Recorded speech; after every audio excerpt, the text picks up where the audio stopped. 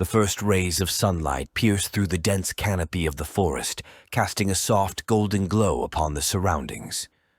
The morning air carried a crisp freshness, while the scent of moss and foliage mingled in the atmosphere. Svetlana stood before Kris at a little distance from the tree hut, her eyes ablaze with a mix of anger, grief, and determination. The weight of her sister's death hung heavy in the air as she prepared to carry out her plan for vengeance. Kris, his face etched with regret, met her gaze with a mixture of fear and pleading. He knew he had devised the plan that failed and resulted in Jenna's demise, and the guilt weighed heavily on him. With a tremor in his voice, he spoke, desperately seeking a chance for redemption. "Svetlana, please. I know the pain I've caused and the role that I've played in Jenna's death. But I beg you to listen to me. There's still a chance for me to make things right," he pleaded. Svetlana's eyes narrowed. She was torn between her thirst for revenge and the possibility of finding a different path toward justice. "Make things right? How can you possibly make up for what you have done?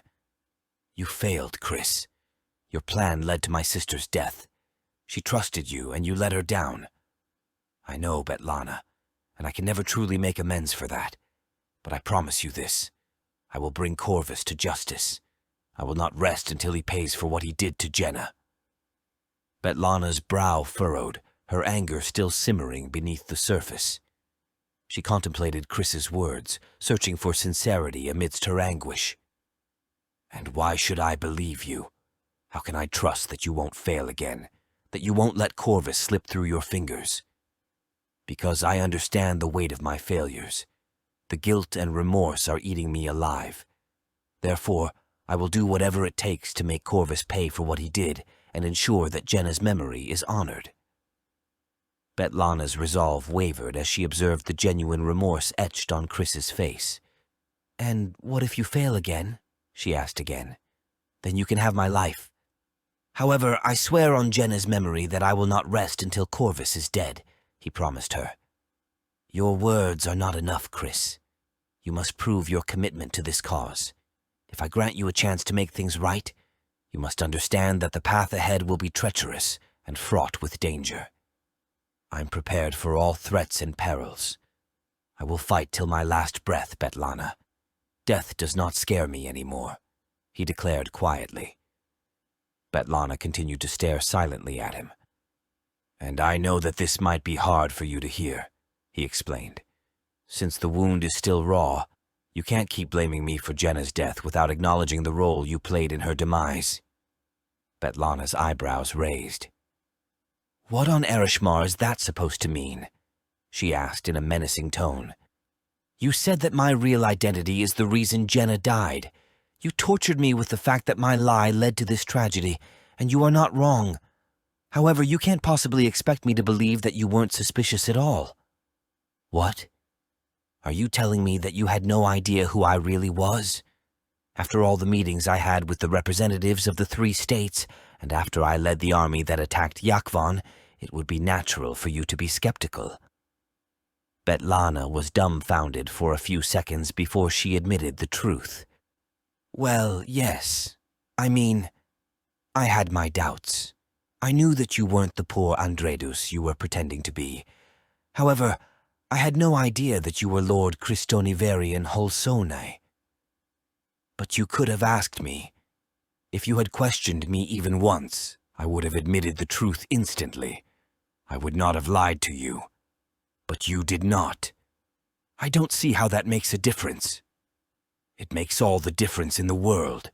You had a chance to reveal my identity, Svetlana, but you did not take it. Do you know what that tells me?"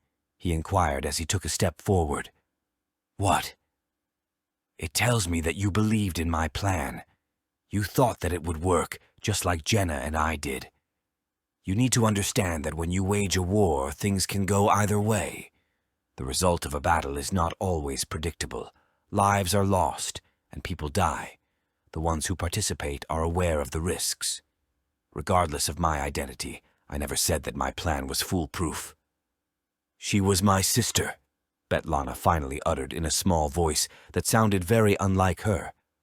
"And Orpheus was my son. They butchered our families. It is high time we take revenge. That's what you said the last time, but I think you're right. You do? Yes. However, you need to understand that if we want to succeed this time around, we don't need an army. Instead, we need access to greater power. Kris grasped what she was hinting at instantly. Dark jaduri is still not a viable option for me, he stated at once, igniting Betlana's anger again. How can you be so stubborn? After all that has happened, why can't you simply wrap your head around the fact that it is not the action that is dark, but the intention? If our intent is pure, the means are of no consequence. She continued explaining while Kris listened intently. Kris, there is a source of jaduri that resides within us, within our higher selves. It is not inherently good or evil, but rather a reflection of our true potential. But first, in order to access this power, you must acknowledge the existence of this higher version of yourself and undergo a ritual to seek its aid. Kris could not pretend that his curiosity wasn't piqued by the prospect of unlocking a deeper well of strength. A ritual? What does it entail, Betlana? He asked. The ritual is complex and demanding. It requires rare ingredients and precise timing. It must be conducted within the caves of Mount Gorthreshni during a twin blue moon when the energies align in a unique convergence. The boundaries between realms are thin at that place, allowing us to connect with our higher selves. Kris absorbed the information, his mind racing with a mix of apprehension and anticipation. He did not want to indulge in dark jaduri, but he was out of options. He was bereft of the privilege to refuse. This is no simple undertaking, Betlana, but if it grants us the power to bring down Corvus and find justice for Jenna, then I am willing to embark on this journey. Tell me what I need to do.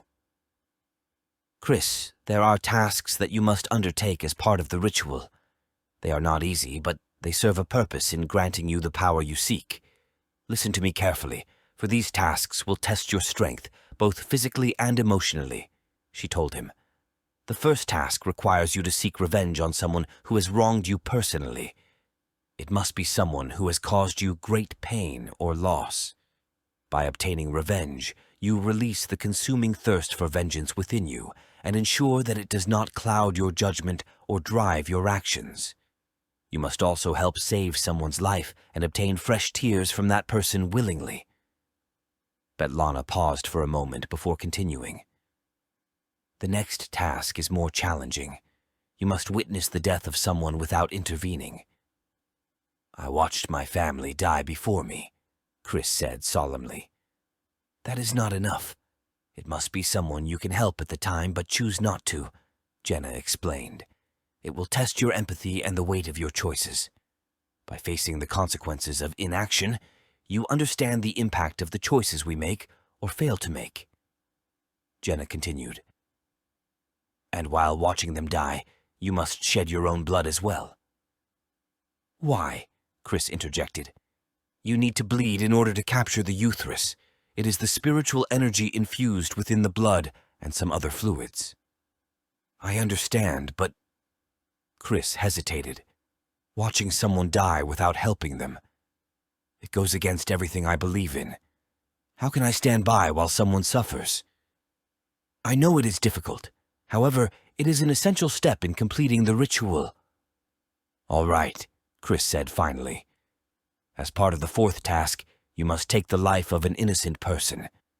It symbolizes the innocence lost in this world, the pain inflicted upon the blameless. Most importantly, when the kill is taking place, you must obtain that person's bile, not their blood. Kris's eyes widened in horror, his voice laced with disbelief. Take the life of an innocent person? How can I possibly justify such an act? I understand the difficulty, Kris, but this is what needs to be done. Kris's gaze flickered with conflict, his mind trying to comprehend the gravity of the final task. How will I decide who to kill? He questioned with a somber expression. I have the perfect candidate in mind, Betlana answered. Corvus's brother Ivis is an innocent man. Taking his life would not only get Corvus's attention, but also fulfill the requirement of the ritual. He is in Richelok, and that is where we will go. All right, I understand. The last task is the most difficult of all. You must obtain the sweat of a person who works hard to kill you, but later chooses not to. That's a very foolish task, Betlana. Where am I going to find such a person? Kris scoffed. It's not foolish, Kris. The Euthris released from intent to kill, and then the intent not to kill will be important for the ritual and to trust the ancestors. I accept all of this, Betlana, but you mentioned that the ritual needs to be performed during a twin blue moon. The next one is only 4 days away. I simply cannot wrap my head around how I will complete all of these tasks before that. Like I already mentioned, you need to start with Ivys, she instructed him. Let's start planning, Kris agreed. There is one thing that I've been questioning since yesterday, though. What would that be? Still trying to understand why I would cannibalize my own sibling's physical essence? No, not that.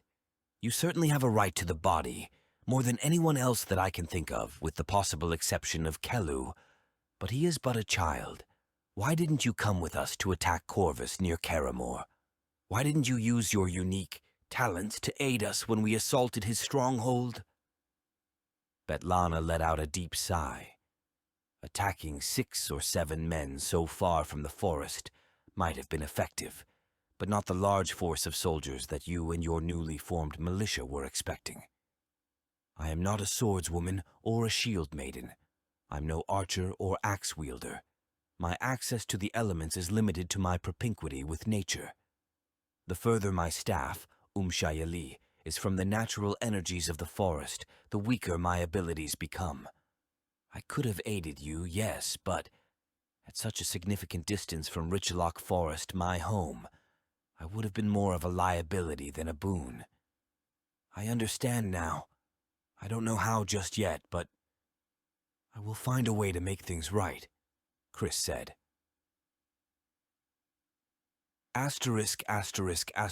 Kelu was seated on a small wooden stool placed beside the window of the shabby tree hut.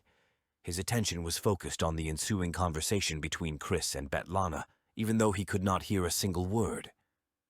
Suddenly, the pair started walking in the direction of the hut. A few seconds later, they entered through the creaking front door. Kris walked up to Kelu and sat on the stool beside him. His expression was filled with remorse and a deep sense of responsibility. He took a deep breath, gathering his thoughts before speaking. Kelu, I need to talk to you about something important. It's about your mother, Jenna, and what happened to her. I want you to know that I'm truly sorry. I never meant for her to get caught up in all of this. She didn't deserve any of it. Kelu looked up at Kris, his eyes filled with a mixture of sadness and confusion. But you were there, Kris. You were supposed to protect us. Why couldn't you save her? The little boy murmured. Kris's voice trembled with regret as he tried to find the right words to convey his feelings. I know, Kelu. I was there, and I failed to protect your mother. It's something I will always carry with me. The weight of that failure. I should have done more, fought harder to keep her safe. I want you to understand that it wasn't your or Jenna's fault. It was mine, and I am deeply sorry for what you both had to go through. I miss her, Kris. I wish she was still here with us. Kelu's voice broke. Kris reached out and gently placed a hand on Kelu's shoulder, offering him comfort. I miss her too, Kelu. Jenna was a wonderful person, and she loved you very much. I promise you that I will do everything in my power to make things right. I will find those responsible for her death and ensure that they face justice. Kelu looked up at Kris, a glimmer of hope shining through his tears. Can you really do that, Kris? Can you make them pay for what they did to Mother? Kris's voice held a determined resolve as he made a solemn promise to the young boy. Yes, I swear on my life. Kelu nodded, his trust in Kris evident in his eyes. For your mother, I am embarking on a journey that I forsake long ago. I am about to delve into a world of sorcery and jaduri, which I have indeed done my best to avoid, but the circumstances have changed. I have no other option. I therefore want you to make me a promise as well. I don't know how the ritual will change me, but I want you to remain strong. I want you to swear that you will never go down the path I'm about to take to make things right. Do you understand?" "Yes," Kellu nodded. "That's my boy," Kris told him. "If I survive this ritual, I will protect you until my last breath. You have my word." "Now," Betlana interjected, addressing Kellu, "I have some important instructions for you. Listen carefully. Kris and I are leaving for Richlock. We want you to travel on foot to Richlock after waiting half a day." Betlana handed Kellu a water pouch for his journey, along with a silver chain necklace with an emerald stone. "As long as you wear this," she instructed, "the beasts and the elementals of the forest will protect you from harm." At the same time, Kris handed Kellu a skinning knife and a crossbow. This was the same crossbow Kris taught him how to use. Kellu hugged both Betlana and Kris before the two of them commenced their venture toward Richlock.